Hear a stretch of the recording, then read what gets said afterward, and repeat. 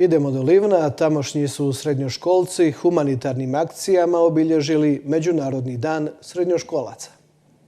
Livanjski srednjoškolci su ove godine proslavu svog dana odlučili posvetiti drugima, pa su tako sa dvije zasebne humanitarne akcije Livanjska gimnazija i Srednja strukovna škola Silvije Strahimir Kranjčević obilježile Međunarodni dan srednjoškolaca. Učenici i djelatnici gimnazije su svečano otvorili dugo pripremani projekt Hladnjak dobrote, mjesto gdje će ponešto za sebe moći pronaći svi potrebiti. Mi otvaramo Hladnjak dobrote koji će biti mogućnost svima onima koji ne mogu sebi priuštiti obrok, sebi ili članovima svoje obitelji, da dostojanstveno uzmu ono što je primjereno.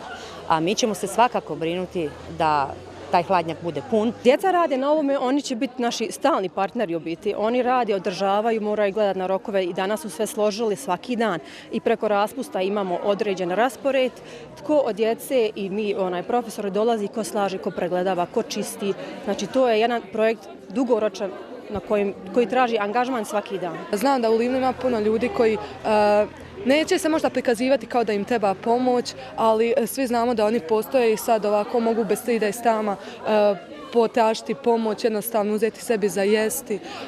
Ja se nadam i znam da će učenici gimnazije Livno i djelatnici brinuti se o ovom hladnjaku. U isto vrijeme na središnjem gradskom trgu u Livnu učenici Srednje strukovne škole Silvije Strahimir Kranjčević prodavali su svoje proizvode, a prikupljeni novac će usmjeriti za potrebe rada svoje pučke kuhinje. Sok od jabuke i mrkve, znači naš domaći prirodni iz naše linije za pasterizaciju i pravljenje sokova, fritule, palačinke što naši kuhari prave, također ima nešto kolača što su učenici naše škole i djelatnici naravno napravili, pa evo to je sve po simboličnim nekim cijenama i sve ide za potrebe naše pučke kuhinje.